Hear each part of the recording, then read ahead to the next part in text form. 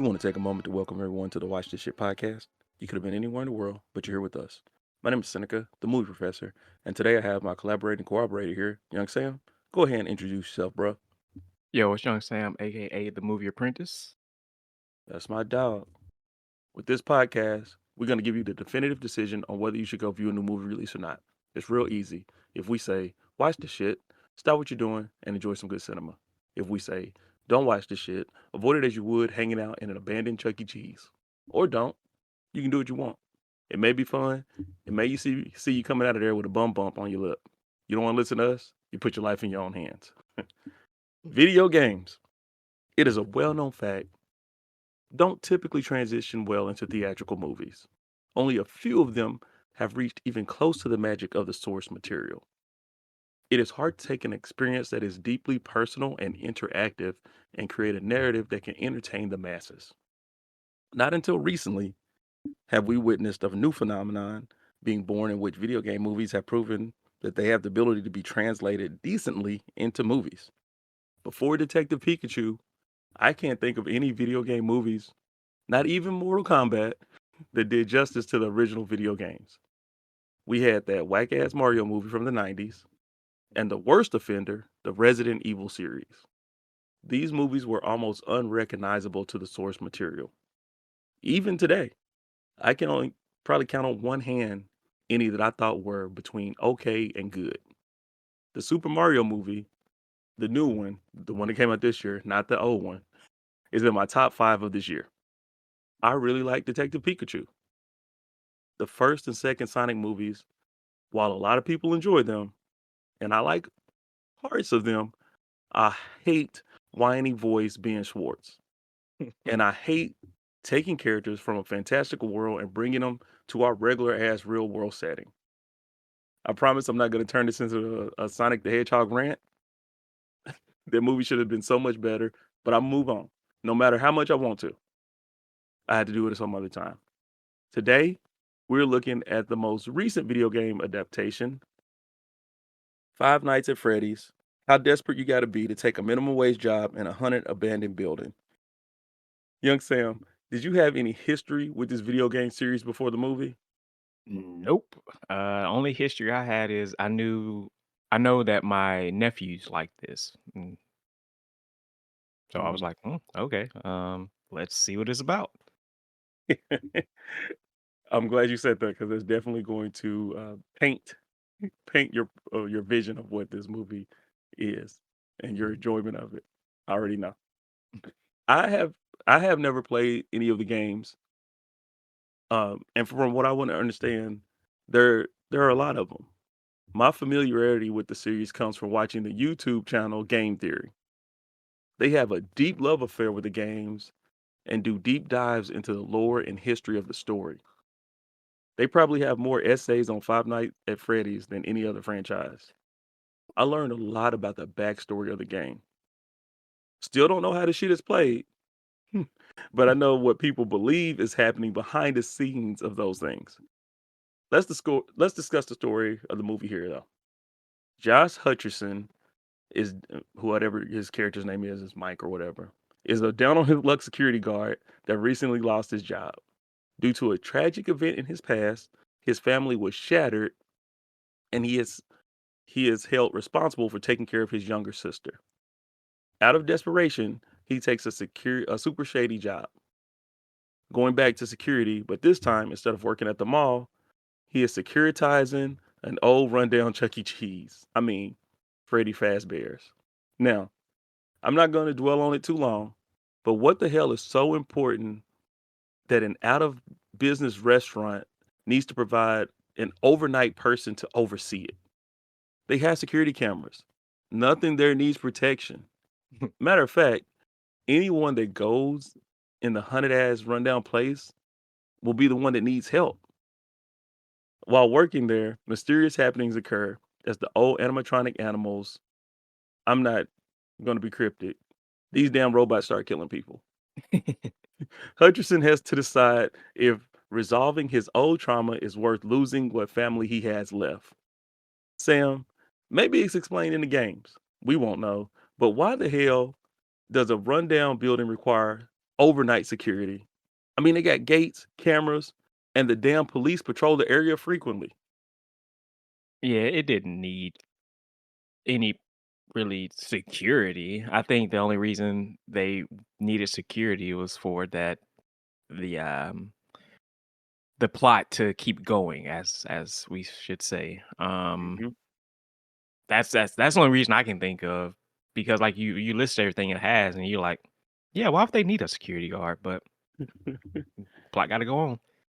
It's 100% plot purposes, and I guess in a game, right, you gotta have something to rationalize why this character is here by themselves.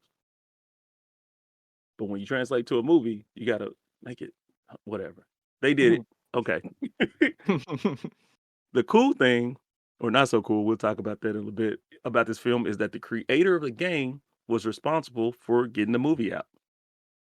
Having a unified vision helps the movie avoid the typical issues with an adaptation. There are movies so far divorced from the game, they may as well have been a totally different property.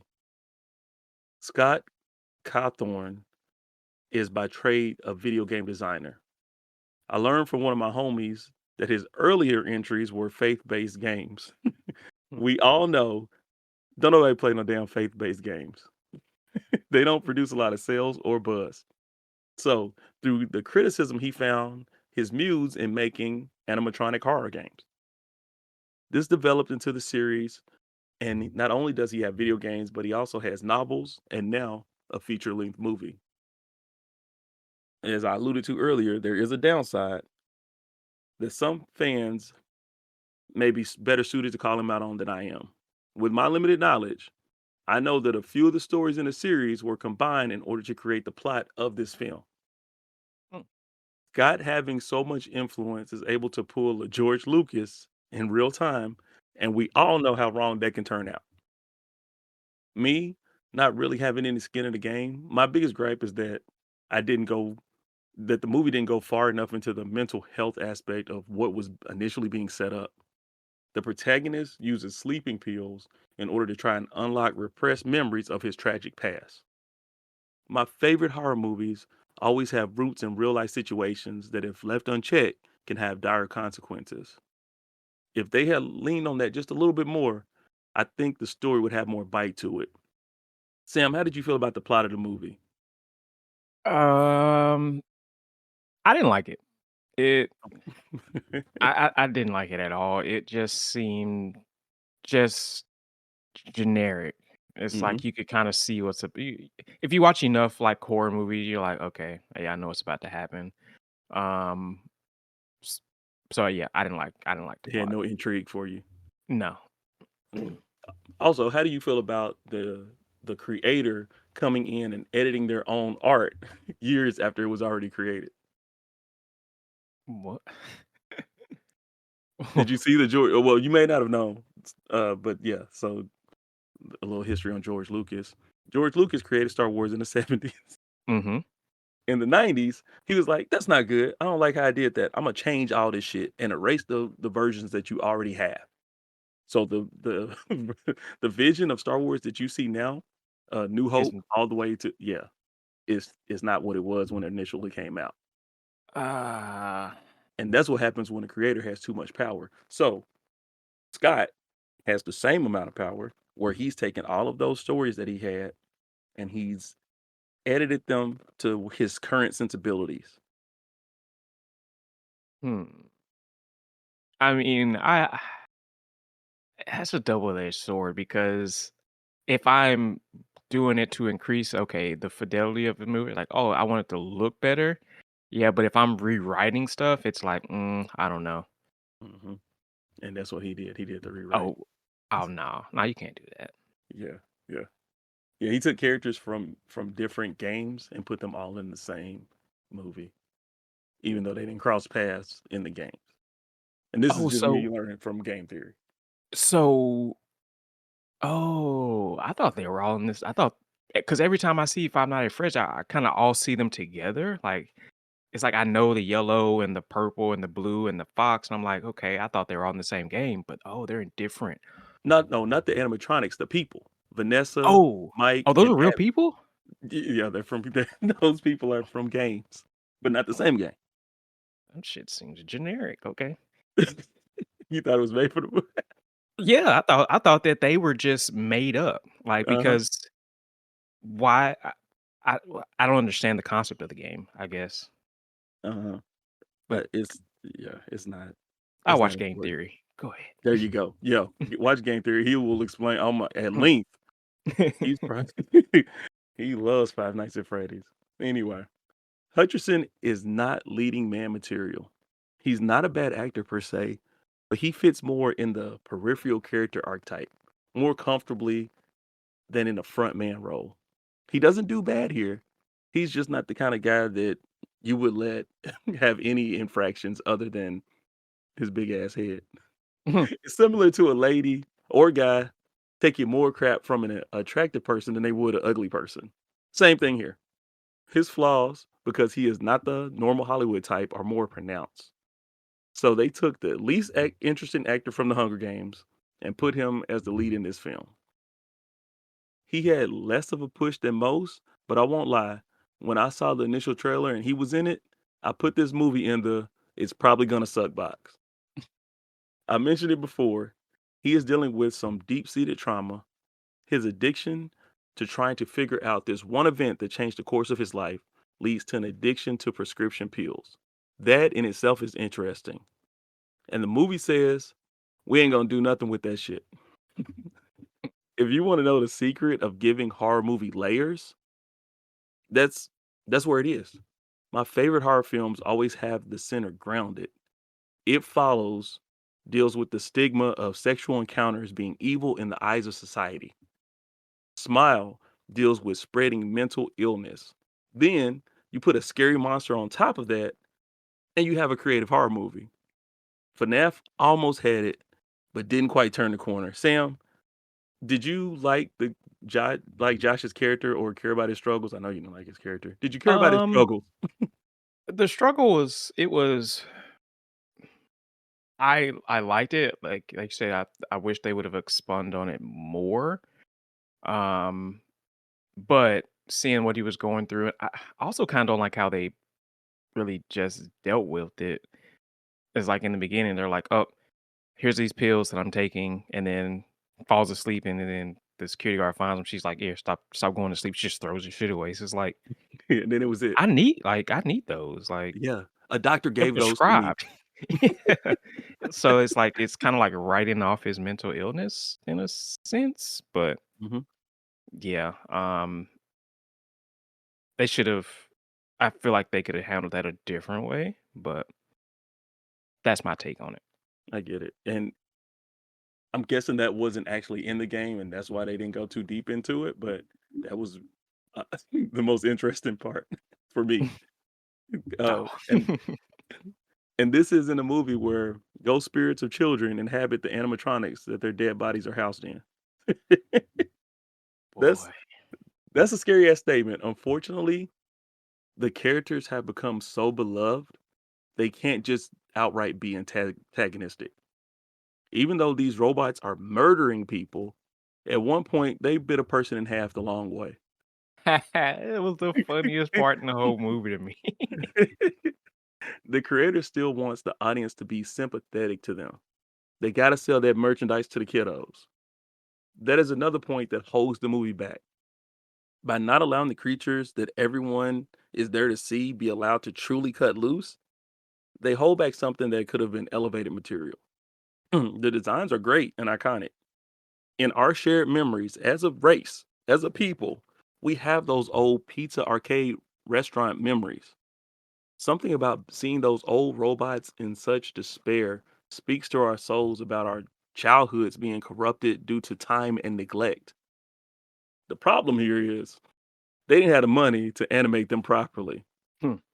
So many scenes, the animatronics just stand around or move ever so slightly. Blumhouse prides itself, the production company, prides themselves in making low budget horror films. They did this one for an estimated 20 million. That's low by Hollywood standards. They could have put someone in suits for the movement parts. What we have instead is a lot of camera angles that try to trick us into thinking that the characters actually have motion. Sam, did you notice that these robots was basically playing freeze tag? Yeah, pretty much. Cause like you said, there was really no movement for to be animatronics. It wasn't really animated. It was just freeze frame Exactly. to pan the camera. It's like, come on. I'm not stupid, but okay. They tried to play us. Yeah. Apparently, the studio didn't have much faith in this film. They Damn. released it. They released it on stupid ass Peacock. I hate the name of that service. At the same time as the theatrical release. That was a terrible decision. Someone needs to be demoted based on just how much this movie made in its opening weekend. It pulled down 80 million. This is with a streaming option and the fact that it was leaked on the internet as well. The reason it was leaked on the internet is because these jackasses put it on a stream. It's easy to pirate high quality material if it's available on a streaming platform. That's the basics. I'm not in charge of making sure a studio gains as much money as possible from the release of the film. But believe me, if I was, I would know the ways that would cost us revenue. I went on a Friday night and the theater was freaking packed. Sam, do you understand the decision to release this day and date, theaters and streaming?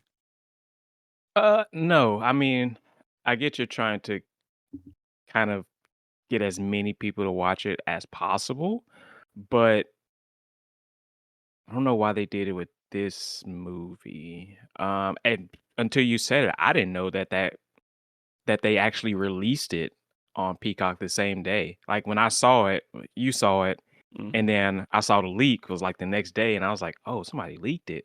And then come to find out, it was just put on Paramount. It was kind of confusing. I don't know why they did it. I don't understand why studios do that with. I kind of like how Disney does it. They'll show it, and then like couple months later, Months. then Mhm. they'll stream it. That makes sense. And Because that I mean, you've also gives go ahead. because you've already pretty much gotten your money out of the theaters. So now go get your money out of Disney Plus. So you kind of get it from both ends. Pause. The smart studios do that. Killers of the Flower Moon was an Apple production. It's going to Apple streaming, but it didn't go the same date that it released in theater because they have a certain amount of time they have to have it released so it can also be worthy of Oscar nominations. Oh. You want as much buzz for your movie as possible. This movie ain't winning no damn Oscars. But they could have possibly been nominated for costumes or sound design. Like there's other categories other than best film, and they really fucked up. This is a beloved franchise by a lot of people, and it's a Halloween movie put out at Halloween. Why did you think it wasn't gonna do good? Stupid. Just stupid. You got any other words before we wrap this shit up? Uh, fuck this movie. I don't like it. It was boring. I like so I the girl, I don't remember what was the girl's name? The Vanessa or the little girl, Abby? no, Vanessa. Like, The security police officer. yeah, I remember her character from like You, and I was like, oh, okay. And then this is just like, this is bad. Like, and then the actual antagonist, remember him from Scary Scream. Movie? I thought it was Scream. Scream, yeah, it was Scream. Uh, And I feel like he had maybe the strongest performance.